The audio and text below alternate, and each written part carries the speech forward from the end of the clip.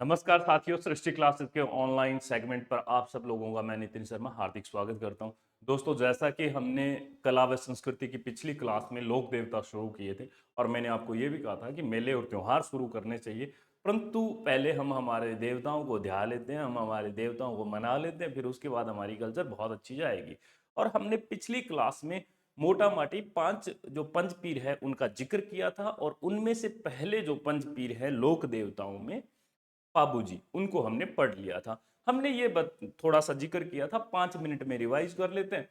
हमने इसमें ये जिक्र किया था सबसे पहले कि जो पंच पीर होते हैं, ऐसे हिंदुओं के लोक देवता जिनको मुसलमान भी मानते हैं, या हम इसकी परिभाषा थोड़ा सा बदल कर कहें कि वो ऐसे देवता जिनको मुसलमान और हिंदू दोनों मानते हैं। मुसलमान पीरों के तौर पे मानते हैं, हिंदू देवताओं के तौर पे मानते हैं। और लोक देवता वो हुए जो अक्सर समाज की भलाई के लिए या गायों की रक्षा के लिए अपने प्राण जो होते हैं निशावर कर दिए, या शहीद हो गए, या वीर गति को प्राप्त हो गए।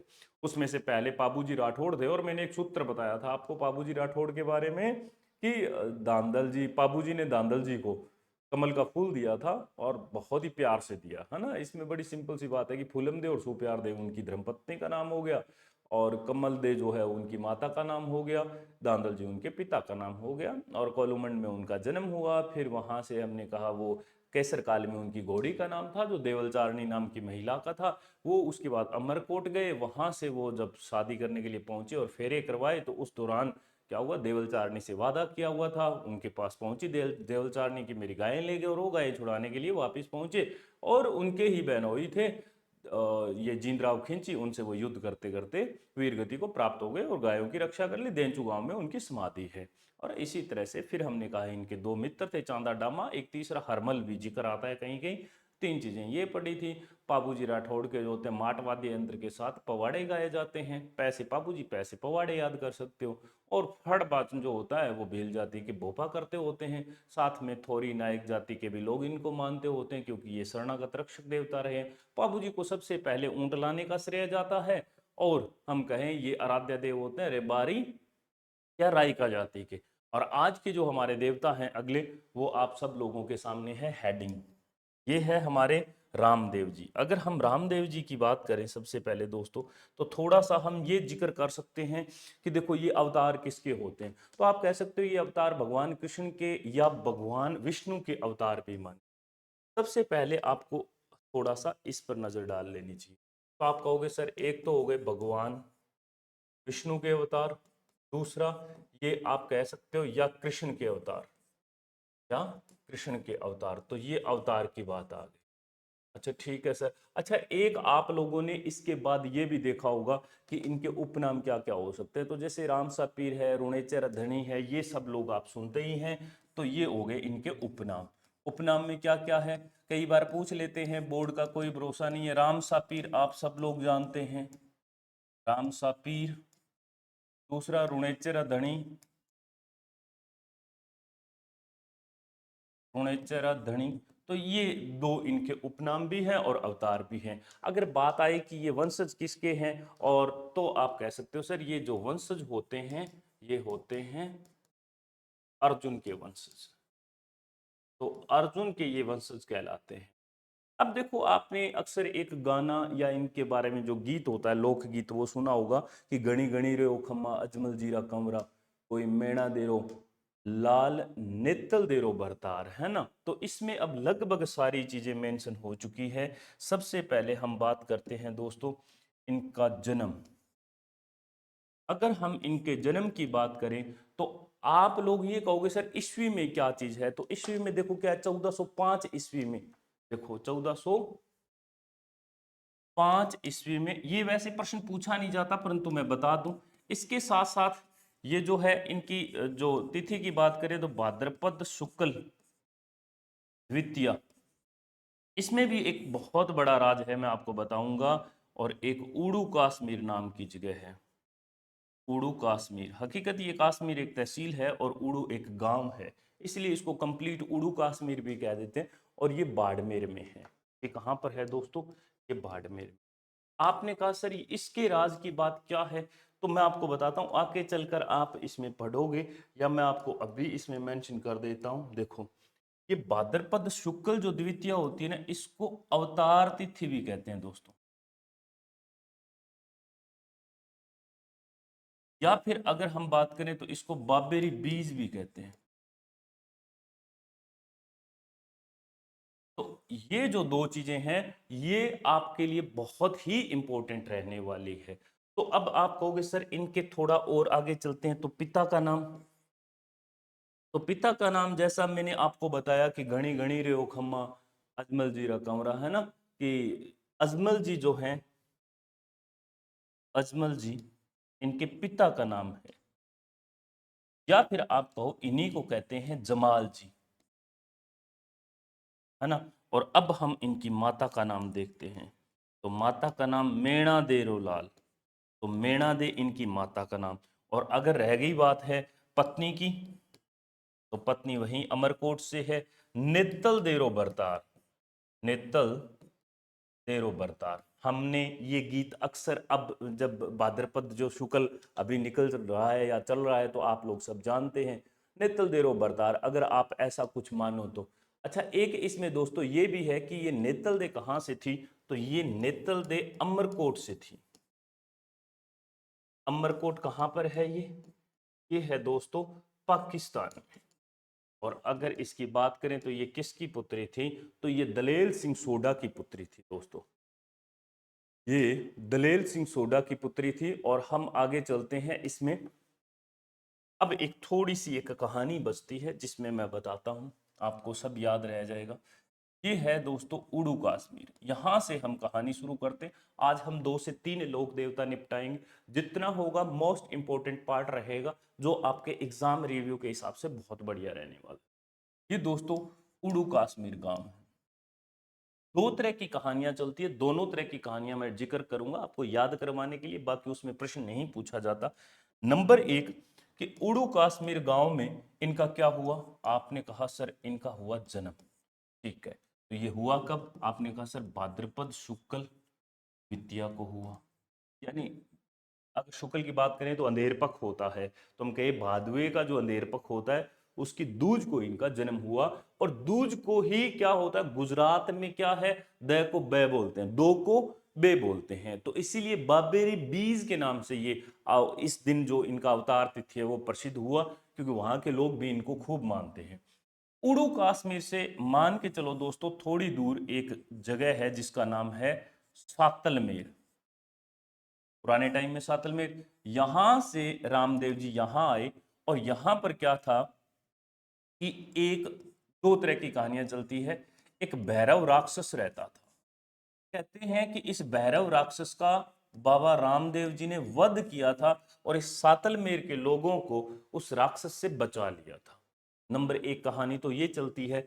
दूसरा ये कहते हैं कि सातलमेर में एक सेठ जी रहा करते थे, जो वहां के लोगों को ब्याज के चक्कर में खूब लूटा करते थे। और जब उन्होंने इतना लूटा कि पूरी जनता त्राहिमाम त्राहिमाम करने लग गई, तब रामदेव जी आए और उस सेठ का वध किया, जिस सेठ का नाम भैरू या भैरव था। कुछ ऐसी कहानियां हैं, पौराणिक कथाएं हैं। जब आप वहां पर लोकल लोगों से पूछते हैं तो दोनों का ही प्रचलन खूब है। जैसे जैसे आप आगे चलते हैं तो इन कहानियों में थोड़ा बहुत चेंजेस होता रहता है, और अवतार के तौर पर और बड़ी बड़ी बातें सुनाई जाने लगती है। परंतु इस सातलमेर का नाम बदलकर दोस्तों बाबा रामदेव जी ने नाम बदलकर पोखरण रख दिया। पोखरण रख दिया, ऐसा वहां के लोग मानते हैं। अब हुआ ये कि इनकी एक रामदेव जी की एक बहना थी, जिसका क्या नाम था, रामदेव जी के बहना का नाम था सुगनाबाई। क्या नाम था, सुगनाबाई। आगे चलकर डालीबाई इनकी धर्म बहन बनी, उनका भी जिक्र करेंगे। सुगनाबाई, तो सुगनाबाई की जो अगर शादी थी, वो शादी किससे तय कर दी गई थी, वो देखो पुंगलगढ़। पुंगलगढ़ कहाँ पे है, बीकानेर में, जिसको आजकल हम सीधा पुगल कहते हैं, पुगल। पुंगलगढ़ के राजकुमार विजय सिंह जी से, राजकुमार विजय सिंह जी से इनकी शादी तय कर दी गई थी। और दोस्तों हुआ ये कि ये जो सुगनाबाई है, ये इतनी ज्यादा रोने लग गई थी, और इस तरह से ये कहने लग गई थी कि देखो ऐसा है भाईजान, मैं तो अब जो है रहूंगी तो मैं पोखरण में रहूंगी, वरना मैं नहीं रहूंगी। मेरा यहाँ पे मन बस गया है। मैं यहाँ पर अब जिंदा दफना दी जाऊं भले ही मंजूर है, पर मैं ये पोखरण छोड़कर नहीं जाने वाला। कहते हैं कि रामदेव जी से फिर रहा नहीं गया। आखिरकार रामदेव जी ने क्या किया कि इस पोखरण को सुगनाबाई को शादी के तोहफे या दहेज के तोहफे के तौर पर सुगना को दे दिया, सुगना बाई को दे दिया।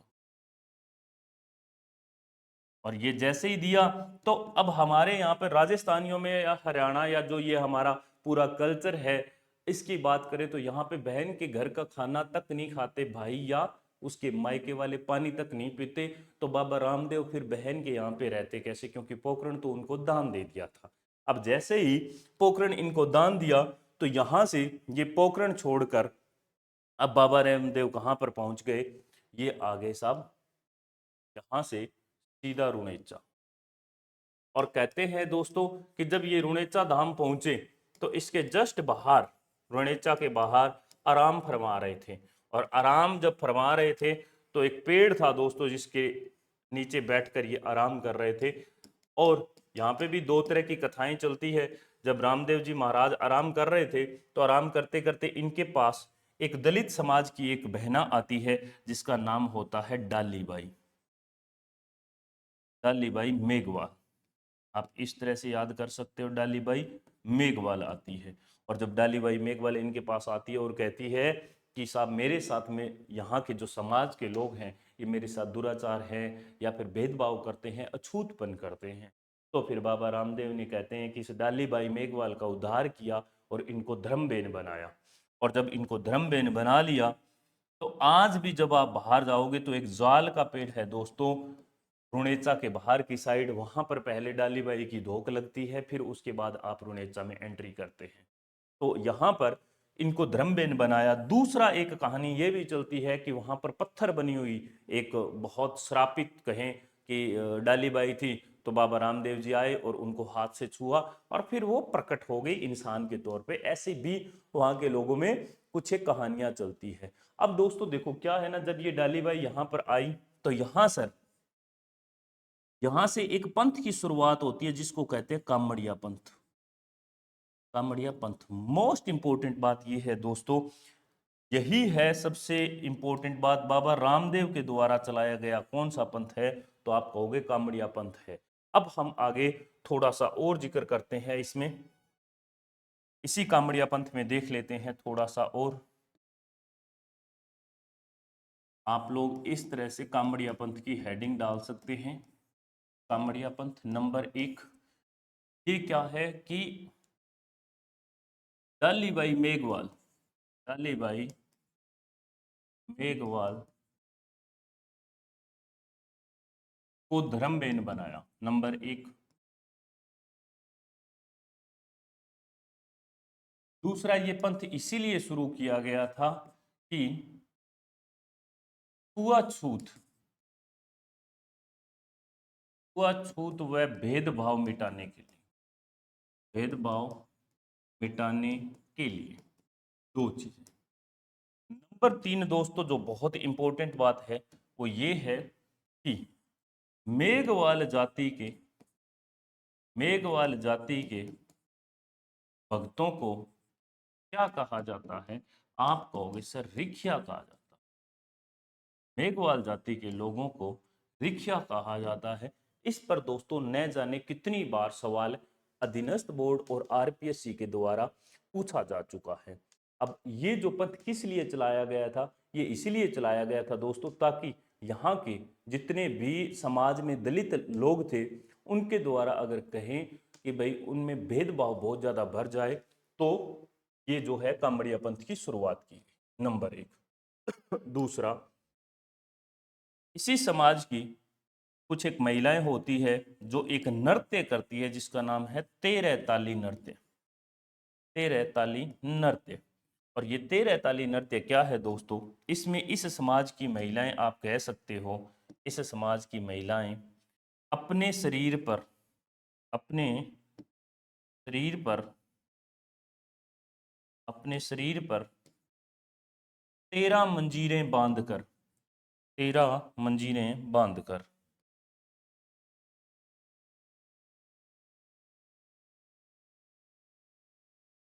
13 मंजीरें बांध कर नृत्य करती है। एक कवि हैं या लेखक हैं राजस्थानी के उस साइड के, उन्होंने ये भी कहा है कि देखो इसमें जो इस समाज की जो महिलाएं होती है वो अपनी जो बॉडी होती है, शरीर जो होता है, उसमें 13 तरह की बैठे बैठे पोजीशन चेंज करती है, इसीलिए इसको 13 ताली नृत्य कहा जाता है। परंतु 13 मंजीरें भी बांधी जाती है। और अगर हम बात करें कि इस 13 ताली नृत्य का प्रमुख केंद्र कहां पर है, तो आप क्या बताओगे? प्रमुख केंद्र के तौर पर दोस्तों आप कहोगे सर रुणेचा, आप कहोगे रुणेचा। ये थी कामड़िया पंथ। अच्छा, एक इंपॉर्टेंट बात और है, जब लोक देवियां पढ़ेंगे तो हम आई माता पढ़ेंगे। एक मांड क्षेत्र था, वहां का एक मुगल शासक था, वहां से एक बच्ची आती है और जिनका नाम आई माता होता है, और वो आई माता यहाँ पर आके एक नीम के पेड़ के नीचे से एक पंथ की शुरुआत करती है। वो लोक देवियों में पढ़ेंगे दोस्तों। परंतु अभी आपको क्या याद करना है, इतना याद करना, कामड़िया पंथ से आई माता रामदेव जी की शिष्या, रामदेव जी की शिष्या ने, रामदेव जी की शिष्या ने, आप आगे क्या बताओगे इसमें? आप कहोगे सर रामदेव जी की शिष्या ने आई पंथ की स्थापना की, आई पंथ की स्थापना की। एक इंपॉर्टेंट बात ये, हमने अभी तक मोटा मोटी इनके पिता का नाम पढ़ा, फिर हमने माता का नाम, धर्मपत्नी का नाम, फिर हमने थोड़ा सा आगे और चले और फिर हमने इनके बारे में, कामड़िया पंथ के बारे में और डालीबाई के बारे में बता दिया था। अच्छा, अब ये मुझे पूरा उम्मीद है कि आप लोगों ने नोट डाउन कर लिया होगा, क्योंकि इसमें स्लाइड्स नहीं बची, इससे नेक्स्ट देवता आ जाएंगे फिर तो हड़बू जी इनके मौसेरे भाई। हम इससे अच्छा है कि इनर वर्ड इस्तेमाल कर ले। अब हम एक चीज और करते हैं शुरू, उसमें ये है दोस्तों,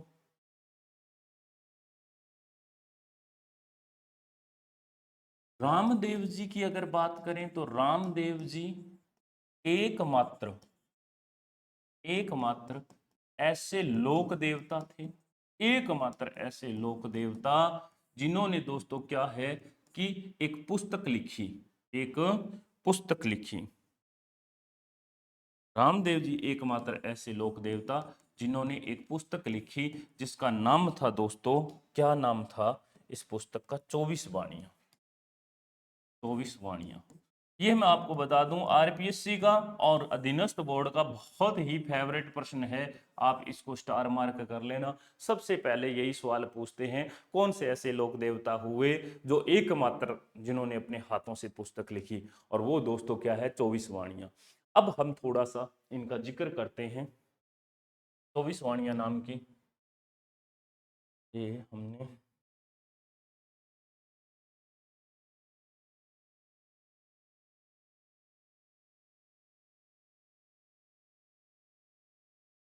ठीक है, ठीक है।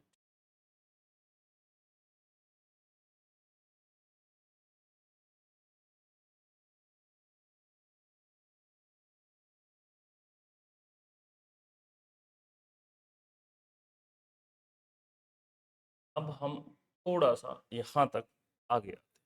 अब हम देखते हैं सबसे पहले दोस्तों क्या, यहाँ पर ये देखते हैं कि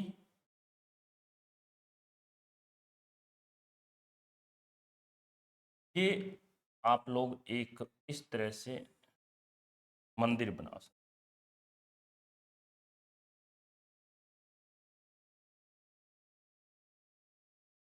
ये हमने एक मंदिर बनाया, मुझे उम्मीद है कि आप लोगों ने देख लिया होगा ये मंदिर। इस मंदिर के ऊपर ये 5 रंगी ध्वजा। आप लोग कहोगे कि दिखाई दे रहा है कि नहीं दे रहा? मुझे ऐसा लग रहा है नहीं दे रहा। फिर से नया ही बना लेते हैं, कोई बहुत बड़ी, इस बार तो दिखाई।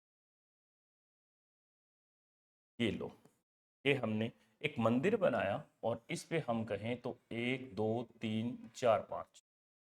अब हम जिक्र करते हैं सबसे पहले कि ये है 5 पंचरंगी या पंचरंगी ध्वजा, और इसको क्या कहते हैं दोस्तों, इसको नेजा कहते हैं।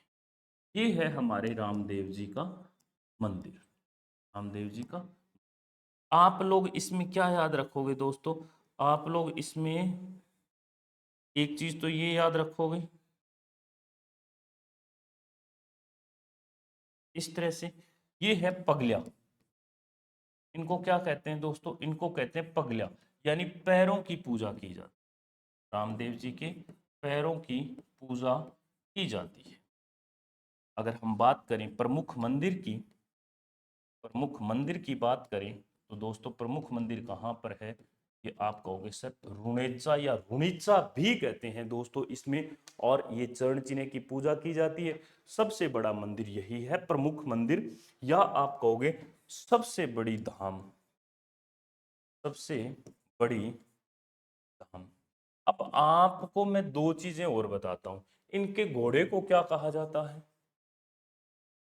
नंबर एक, और दूसरा इनकी ध्वजा को क्या कहा जाता है। दोस्तों हमारे अगर हम बात करें ध्वजा का, अगर पर्यायवाची जो होता है वो नेजा ही होता है, परंतु आरपीएससी के द्वारा एक बार ये प्रश्न पूछ लिया गया था कि भाई इनकी 5 रंगों की ध्वजा को क्या कहा जाता है, तो उसके बाद ये प्रश्न बन चुका था कि नेजा कहा जाता है, जबकि नेजा हर किसी लोक देवता के या देवता के मंदिर पर लगने वाली ध्वजा को नेजा ही कहा जाता है। और इनके घोड़े का क्या नाम था, तो लीला ही नाम था।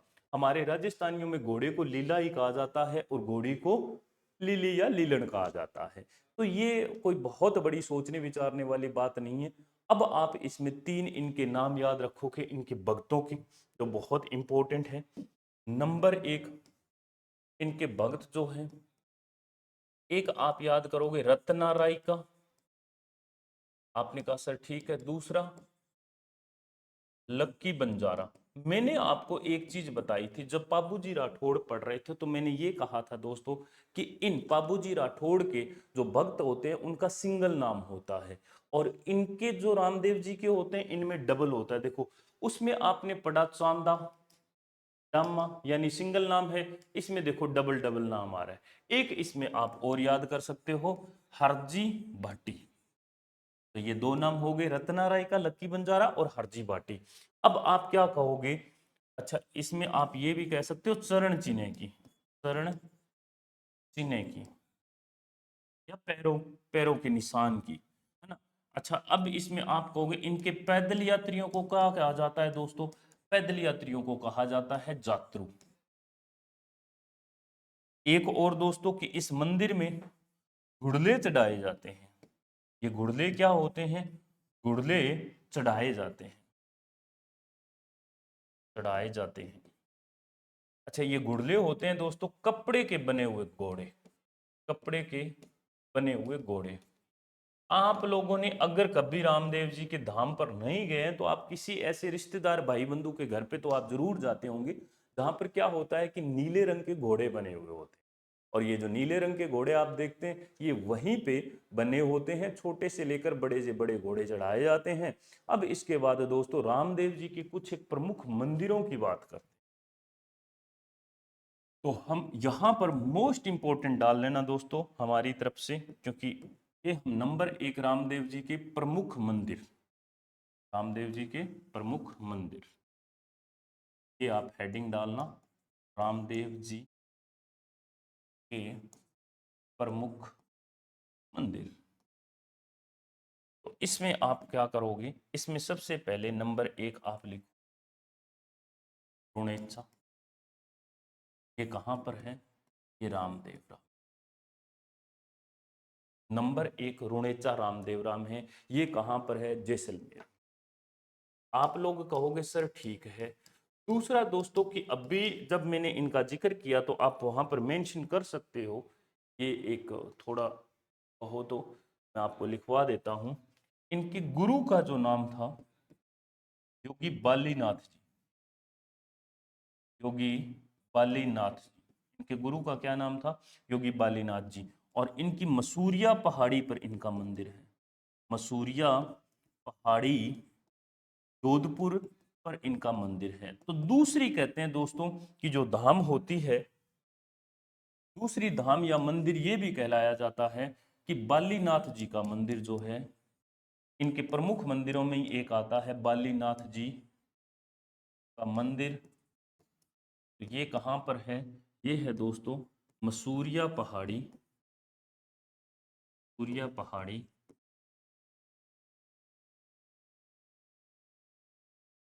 ये मैंने आपको दो, अच्छा अगर बाली बाली योगीनाथ जी की बात करें तो आप कहोगे सर ये बाली योगीनाथ जी हड़बू जी के भी गुरु रहे हैं। एक विराट या पाली में भी मंदिर है, एक विराट या पाली में भी मंदिर है। अच्छा नंबर 4, एक खुडियावास नाम की जगह है, कुछ लोग खुंडियावास भी कहते हैं, खुंडियावास अजमेर। अगर खुंडियावास अजमेर की बात करो तो दोस्तों इसको एक और उपाधि मिली हुई है। वो उपाधि ये है कि ये राजस्थान का छोटा रामदेवरा कहलाता है, छोटा रामदेवरा कहलाता है। एक और मैं आपको बताता हूं दोस्तों, आपने कई बार ऐसा सवाल भी देखा होगा जहां पर आपने ये पढ़ा कि छोटा निम्न में से छोटा रामदेवरा कहलाया जाता है, उसमें 3 या 4 स्टेट का या छोटा रामदेवरा कहां पर स्थित है और 4 स्टेट का नाम दे दिया जाता है, यूपी, बिहार, गुजरात और राजस्थान। तो आप लोग क्या करते हैं, गुजरात को ही सही मानते हैं। देखो अगर सीधा सवाल आ जाए कि निम्न में से कहां पर छोटा रामदेवरा स्थित है या कहां पर छोटा रामदेवरा मंदिर है, तो आप लोग वहां का बताओगे गुजरात का। और दूसरा कि राजस्थान का मैंने यहां पर स्पेशली जो लिखवाया है वो दोस्तों ये लिखवाया है कि राजस्थान का छोटा रामदेवरा। तो इसीलिए आप एक चीज ये याद करोगे। अच्छा अब हम बात करते हैं दोस्तों नंबर 3, इसमें इंपॉर्टेंट हमारी जो है बात वो ये है कि मेला कब से कब भरा जाता है। तो आप लोग मुझे ये बता दो कि इनकी अवतार तिथि कौन सी है। तो आपने कहा सर भाद्रपद शुक्ल द्वितीया, भाद्रपद शुक्ल द्वितीया जो है, यहां से आपने कहा सर इसमें कुछ एक अलग बात है। तो वो अलग बात ये है दोस्तों इसमें कि इसी को अवतार तिथि कहा जाता है, इसी को अवतार तिथि बोलते हैं। और अगर बात करें इसी को बाबेरी बीज कहते हैं।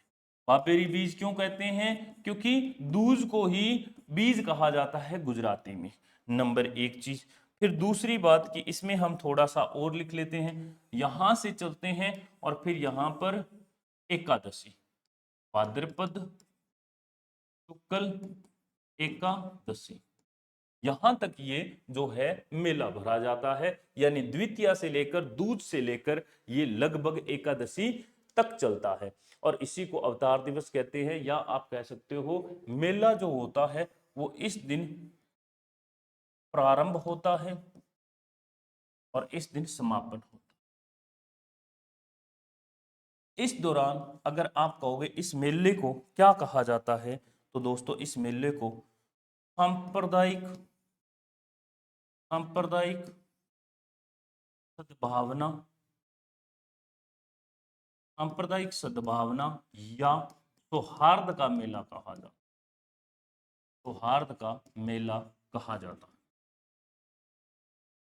इसके साथ साथ दोस्तों एक चीज और याद रखना, इन्हीं दिनों के दौरान कामड़िया पंथ, कामड़िया पंथ की महिलाओं द्वारा, कामड़िया पंथ की महिलाओं द्वारा तेरह ताली, या आप लिख सकते हैं इसको 13 ताली, 13 ताली नृत्य किया जाता। तो आपको ये सब चीजें अब याद करने की आवश्यकता नहीं बचेगी, आप इसको ही जन्म ही कह सकते हैं। ये इनका जन्मदिन है और जन्मदिन से ही इनका मेला शुरू हो जाता है। दो चीज और लिख सकते हैं दोस्तों, एक रम्मत नाट्य होता है, उससे पहले रामदेव जी के गीत गाए जाते हैं। एक स्टार मार्क करके लिख सकते हैं, रम्मत एक नाट्य होता है, उससे पहले, उससे पहले रामदेव जी के गीत गाए जाते हैं। अब दो चीज रह गई है। नंबर 1 फड़, तो जो फड़ होती है वो रावण हत्ता, रावण हत्ता वाद्य यंत्र के साथ गाई जाती है और एक तरह के गीत गाए जाते हैं दोस्तों, जिनको ब्यावले कहा जाता है, जिनको ब्यावले गीत कहा जाता है। एक रावण हत्या के साथ इनकी फड़ का जो है वो वाचन किया जाता है। अब आप कह सकते हो कि सर इनकी जो समाधि है तो वो आप कह सकते हो इधर ही, वहीं रुणेचा धाम, इस तिथि को इनकी समाधि लेते हैं रामदेव जी महाराज। यहीं पे लिख लेते हैं हम थोड़ा सा एक्स्ट्रा। समाधि जो होती है अगर हम उसकी बात करें तो भाद्रपद शुक्ल एकादशी को ये समाधि लेते हैं। और कहते हैं कि इससे एक दिन पहले दोस्तों, इससे एक दिन पहले, एक दिन पहले डालीबाई ने समाधि ली थी, डालीबाई ने समाधि ली थी। आप कहोगे सर ये क्या सीन था, देखो क्या है कि पूरी तैयारी जो थी समाधि की वो बाबा रामदेव जी के लिए की गई थी। तो राम सपीर जब समाधि के लिए तैयार हुए थे तो लास्ट एन वक्त पर मौके पर डालीबाई आई, जिन्होंने अपना एक चमत्कार दिखाया और उन्होंने कहा भाई साहब ये तो मेरी समाधि है। तो रामदेव जी ने पहले मना किया कि नहीं ये समाधि इनकी नहीं है, यानी कि अगर हम दस्युं की बात करें, दसवीं की, उस दिन रामदेव जी ने समाधि लेनी थी तो एक दिन पहले ये डालीबाई ने उस समाधि की जगह से, जहाँ पे वो खड्डा खोदा हुआ था, समाधि क्या होती है कि जब कोई आदमी जिंदा किसी धरती में खड्डा खोदकर उस पर मिट्टी डाल दी जाए और वो भगवान में लीन हो जाए और वीर गति को प्राप्त हो जाए, वो समाधि होती है। तो डालीबाई ने वहां से कंघी और कुछ एक मतलब श्रृंगार की जो चीजें होती है दो चार वो निकाल के जादू से दिखाई, बोले कि भाई साहब देखो ये तो मेरी समाधि है, यहाँ से तो ये सामान निकल रहा है। तो फिर बाबा रामदेव समझ गए कि डालीबाई जो है ये अब मानने वाली है नहीं और ये मुझसे पहले ही समाधि लेना चाहती है। तो फिर जो है बाबा ने उनको इजाजत दी और फिर पूरे एकदम मंत्रोच्चारण के साथ उन्होंने अपना जो है वो वीर गति को प्राप्त हो गई, या उन्होंने समाधि ले ली और फिर उसके बाद जीवित समाधि। और ये जो है इनकी इनकी डालीबाई की समाधि हो गई और भाद्र शुक्ल एकादशी को इनकी हुई। ये राम सरोवर झील के किनारे पर, राम सरोवर झील के किनारे पर, अगर आरपीएससी का कोई भरोसा नहीं है, झील के किनारे आप लोग लिख सकते, सिंपल। ये हमारे रामदेव जी पूरे हुए। थोड़ा सा दोस्तों मैं आपको इस पर और फरमा देता हूँ, एक बार आप और याद रख सकते हो। मैंने आपको एक सॉन्ग बताया था जिसमें मैंने कहा था गणी गणी रे ओ खम्मा अजमल जीरा कमरा, है ना, मैणा देरो लाल नेतल देरो बरतार। तो आप कह सकते हो कि रामदेव जी जो हैं उनके उपनाम तो राम सापी रुणेचर धनी है, या भगवान विष्णु और कृष्ण के अवतार माने जाते हैं, अर्जुन के वंशज माने जाते हैं। जन्म 1405 ईस्वी में भाद्रपद शुक्ल द्वितीया को हुआ, अवतार तिथि या बाबेरी बीज भी इसको कहते हैं। उड़ू काश्मीर नाम की एक बाड़मेर में जगह जहां पे हुआ। पिता का नाम अजमल जी, जमाल जी कहते हैं, माता मीणा दे। और अगर हम बात करें कि इनकी पत्नी जो है वो नेतल दे, अच्छा ये मैंने कहा था दलेल सिंह सोडा की पत्नी, ये पुत्री है, दलेल सिंह सोडा की पुत्री है दोस्तों। तो ये हमने बात कर ली थी, ये इनकी राजकुमारी थी। उसके बाद हमने अमरकोट पाकिस्तान से गुरु जो है इनके वो योगी बालीनाथ है। अब अगर हम थोड़ा सा और आगे चलें तो हमने इसमें ये कहा था दोस्तों कि हाँ, इसमें हमने कहा था कि उड़ू काश्मीर नाम की एक जगह है जहां पे इनका जन्म हुआ, वहां से सातलमेर आए, नाम बदलकर पोखरण रख दिया, पोखरण में भैरव राक्षस का वध कर दिया। और यही जो सुगनाबाई है यहाँ पे इनकी सगी बहन थी, उनकी शादी में इसको तोहफे में दे दिया। और उसके बाद ये चले गए रुणेचा जैसलमेर, और रुणेचा में ये बाहर डालीबाई को इन्होंने धर्मबेन बनाया। और फिर उसके बाद एक कामड़िया पंथ की शुरुआत की, और इस कामड़िया पंथ की डालीबाई मेघवाल को धर्मबेन बनाने से हुई। छुआछूत व भेदभाव मिटाने के लिए मेघवाल जाति के भक्तों को रिख्या कहा जाता है। 13 ताली नृत्य अपने शरीर पर 13 मंजीरें बांधकर। और प्रमुख केंद्र इस नृत्य का कहाँ पर है दोस्तों, आप कहोगे सर इनका प्रमुख जो केंद्र है वो रुणेचा में। फिर हमने कुछ एक चीजें और डिस्कस की थी। सबसे पहले हमने किया था रामदेव जी एकमात्र ऐसे लोक देवता है तो जिन्होंने पुस्तक लिखी है 24 वाणियां, ये भी ठीक है। फिर हमने आगे डिस्कस किया था इनके मंदिर के बारे में। रामदेव जी के मंदिर, इनके पगलियों को पूजा जाता है। हमने कहा इन्हीं के चरण चिन्ह को कहते हैं, पंचरंगियों की ध्वजा को नेजा कहते हैं, मोस्ट इंपॉर्टेंट बात। फिर हमने कहा पैदल यात्रियों को जात्रु कहा जाता है। और घोड़े का नाम लीला है, और मैंने नेजा के बारे में बता दिया है। दो तीन तरह के इनके भगत थे, तीनों का नाम लिखा हुआ है, रत्नाराई का, लक्की बंजारा और हरजी बाटी। प्रमुख मंदिर रुणेचा जैसलमेर में है, रुणेचा जैसलमेर। अब हमने कहा सर इनके यहाँ पे गुड़ले चढ़ाए जाते हैं जो कपड़े के बने हुए होते हैं, सबसे बड़ी धाम यही है। और फिर हम 5 तरह के मंदिरों की बात करते हैं। रामदेव जी के प्रमुख मंदिर रुणेचा रामदेवरा जैसलमेर में, बालीनाथ जी का मंदिर है मसूरिया पहाड़ी जोधपुर में, बिराठिया पाली में, खुंडियावास या खुड़ियावास भी कहते हैं, ये अजमेर में है। दोस्तों अगर ये समझ ना आए तो ये लीजिएगा, तो अजमेर, ठीक है। और यही राजस्थान का छोटा रामदेवरा कहलाया जाता है। अब हम आगे चलते हैं। भाद्रपद शुक्ल द्वितीया से एकादशी तक इनका मेला भरते हैं, इसी को अवतार तिथि कहते हैं, इसी को बाबेरी बीज कहते हैं। प्रारंभ यहाँ से होता है, यही इनका जन्म होता है, इसका मतलब द्वितीया से, और ये चलता है एकादशी तक है, ये समापन है। और इसी दिन दोस्तों इन्होंने समाधि ली थी।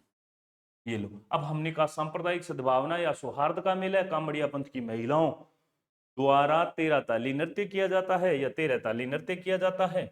साथ में हमने कहा रमत नाट्य से पहले रामदेव जी के गीत गाए जाते हैं। फड़ वाचन के साथ रावण हत्ता एक वाद्य यंत्र होता है दोस्तों, जिसमें हमने कहा था वाद्य यंत्र, हमने पाबू जी की फड़ के साथ भी यही बताया था, याद हो तो। गीत ब्यावले गाए जाते हैं, वहां पे पवाड़े गाए जाते हैं। और यहीं पे थोड़ा सा रहता है समाधि के बारे में, तो शुक्ल एकादशी को होता है भाद्रपद की, रामसरोवर झील के किनारे डालीबाई की एक दिन पहले समाधि हो गई थी। और इस तरह से हमारे रामदेव जी जो हैं वो पूरे हो चुके हैं। और मुझे ऐसा उम्मीद है कि शायद इस क्लास को सर सर है नहीं, मैं थोड़ा सा, मुझे टाइम का आइडिया नहीं है कि मैंने क्लास कितने बजे की स्टार्ट की थी, परंतु हम हड़बूजी कर ही लेते हैं दोस्तों। हमारे यहाँ पे जो सर हैं वो बाहर चले गए हैं, तो जो यहाँ पे संभालने वाले थे, तो अब बस यही है, मेरे पास पीने को पानी भी नहीं है, परंतु हम हड़बूजी सांखला की बात करते हैं दोस्तों। सबसे पहले आपको मैं बताता हूँ एक इम्पोर्टेंट चीज, रामदेव जी के मौसेरे भाई, रामदेव जी के मौसेरे भाई, हड़बूजी सांखला जो है वो रामदेव जी के मौसेरे भाई हैं। अब दोस्तों हुआ क्या, ये हड़बूजी का आप फोटो देख पा रहे हैं, एक हर बम जाल नाम की एक जगह है। उससे पहले आप ये याद कर सकते हो कि इनका जो जन्म है वो बुंडोल नाम की जगह पे, कहाँ पर हुआ दोस्तों, बुंडोल नाम की एक जगह है, वहां पर हुआ। और ये बुंडोल या बुडोल कहाँ पर कह सकते हो, ये कह सकते हो तो नागौर में है। अब जो मैं आपको किस्सा सुनाता हूँ, हर बमजाल जोधपुर, हुआ ये कि इनके पिता का देहांत हो गया, पिता का देहांत हो गया। तो पिता का देहांत हो गया तो हड़बूजी सांखला जो थे, इनका पूरी दुनियादारी से विश्वास ही उठ गया। जैसे इनका विश्वास उठा तो इनका जो है मन, कहते हैं ना हमारे बागड़ी में कि सब मन पार्टी क्यों ही आदमी को, तो अब इनको दुनियादारी में बहुत ज्यादा मन कौन रहे हो। तो हड़बूजी सांखला का भी बहुत ज्यादा मन रहा नहीं, तो ये क्या किया कि एक जोधपुर में हर बमजाल नाम की जगह है, हर बमजाल, वहां पर आ गए दोस्तों। और जोधपुर में जब ये हर बमजाल आए, तो आने के बाद ये काफी टाइम तक अकेले रहे इस गांव में। तो फिर उसके बाद एक दिन जो है रामदेव जी इनसे मिले। जब रामदेव जी इनसे मिले तो इन्होंने कहा यार देखो ऐसा है कि ये जो दुख होते हैं ये सब में आते हैं। रामदेव जी मिले और इन्होंने कहा कि देखो ये दुख जो होते हैं ये सब में आते हैं, आप अकेले इस धरती पे नहीं हो, जिनके चहेते इस जहां से गए हैं, आपके मेरे सबके चाहने वाले इस दुनिया में हमारी आंखों के सामने जाते हैं। और एक दुनियादारी का दस्तूर है, विधि का विधान है कि जो पहले आएगा वो पहला जाएगा, सामान्यतः ऐसे होता है। और अगर मैं आपको बात कहूँ तो उन पेरेंट्स या माता पिता के लिए वो जीवन का बहुत दुखी दिन होता है दोस्तों, जब उन्हीं के हाथों में जन्म लिए बच्चे उनकी आंखों के सामने जाते हैं। बाकी तो विधि का विधान होता ही है, खैर आप लोग जानते ही हैं। अब हम थोड़ा सा, जब रामदेव जी इनसे मिले तो इन्होंने कहा यार क्यों ना अपना जो जीवन है वो अच्छे कामों में लगा देवे। तो इन्होंने कहा ठीक है, अच्छे कामों में कैसे लगाया जा सकता है। तो रामदेव जी ने ये बोले कि देखो ऐसा है कि मैंने जो है वो शिक्षा और दीक्षा जो है वो प्राप्त की थी योगी बालीनाथ जी से, योगी बालीनाथ जी। अभी अभी बता के आया हूं, योगी बालीनाथ जी का जो है मसूरिया पहाड़ी, मसूरिया पहाड़ी जोधपुर, आपने कहा सर बिल्कुल ठीक बात है, मसूरिया पहाड़ी जोधपुर में। तो ये क्या किया कि रामदेव जी ने कहा भी मैंने तो कोचिंग वहीं से ली थी, फाउंडेशन कोर्स पकड़ा था, और जैसे ही हमने कोर्स पकड़ा तो आज देख लो आपके सामने हैं, हम जीवन में बहुत अच्छा कुछ कर पा रहे हैं। हमने उनके कहे अनुसार सारी चीजें जो है वो ठीक ढंग से कहा माना, आप भी ठीक ढंग से कहा मानोगे तो हड़बू जी ऐसा है कि आपका भी जीवन जो है वो ठीक ढंग से बिल्कुल आपका सही निकल जाएगा। हाँ सर ठीक है फिर। और ये हरबम जाल से क्या हुआ, योगी बालीनाथ जी के यहाँ पे आ गए और इन्होंने भी फाउंडेशन कोर्स जो है शिष्य बनने का ज्वाइन कर लिया। अब वहां से इनको शिक्षा दीक्षा प्राप्त हुई और फिर जो है हड़बूजी सांखला वापिस आए। और हड़बूजी सांखला अगर कहें तो फिर एक मतलब इनसे कोचिंग करने के बाद इनको एक जो है उपनाम मिला, और वो उपनाम क्या था दोस्तों, वो था भविष्य वक्ता। भविष्य वक्ता। अच्छा, इसके पीछे की मैं एक बहुत तगड़ी राज की बात बताने वाला हूं, अभी आप लोग नोट डाउन कर लेना। तो ये जब आए भविष्य वक्ता के तौर पे, तो कहते हैं कि मेवाड़ में ना एक ऐसा है कि रडमल राठौड़ नाम का एक राजा हुआ था। मेवाड़ में क्या था, एक रडमल राठौड़ नाम का राजा था दोस्त। और इस रडमल राठौड़ को क्या है कि बारमली की सहायता से मार दिया गया था। बारमली की सहायता से मार दिया गया। अब जैसे ये मरा तो मेवाड़ में जो जोधा था, जोधा बहुत छोटा था, तो जोधा जो था उसने क्या किया दोस्तों कि बीकानेर के काहुनी गांव में आकर शरण ले ली थी। और ये भी बीकानेर ही पहुंच गए थे। तो ये कहाँ पर आए, ये बीकानेर, बीकानेर के काहुनी गांव में शरण ले ली थी, गांव में शरण ले ली थी।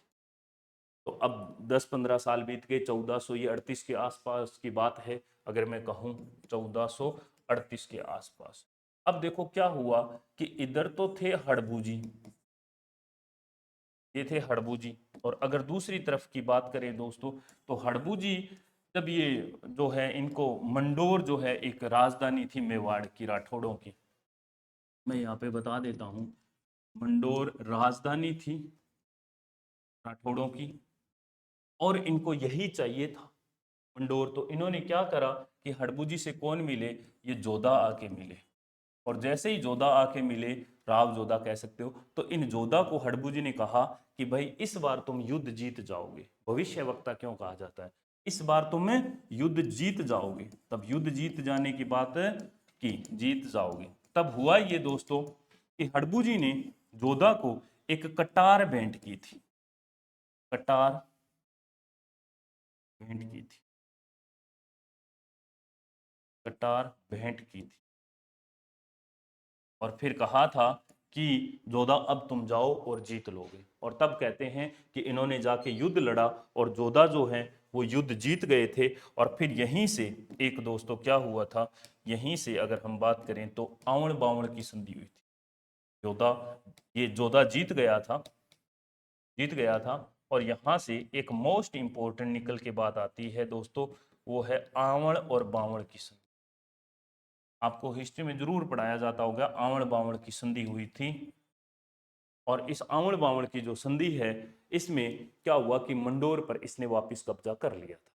अब देखो दोस्तों, इसमें हमें इन सब चीजों में नहीं मतलब ज्यादा जानना चाहिए, परंतु ये मोटा मोटी बात थी। तो इसमें इंपॉर्टेंट बात थी कि कटार भेंट की थी, और दूसरी इंपॉर्टेंट बात थी कि ये भविष्य वक्ता थे।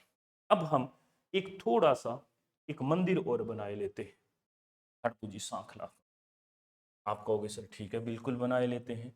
ये हुआ हमारे हड़बूजी सांखला का मंदिर, ये इनकी दशा, ये हुआ हमारा मंदिर।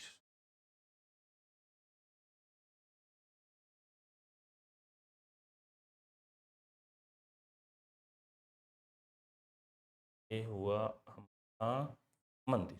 सबसे पहले आप लोग ये याद करोगे, इसमें क्या है कि हड़बूजी सांखला ने ताउम्र के लिए ना पंगु गायों की सेवा की थी। तो इसीलिए ये क्या करते थे कि अपनी बैलगाड़ी के ऊपर क्या करते थे, इस तरह से आप एक बैलगाड़ी बना लेना दोस्तों।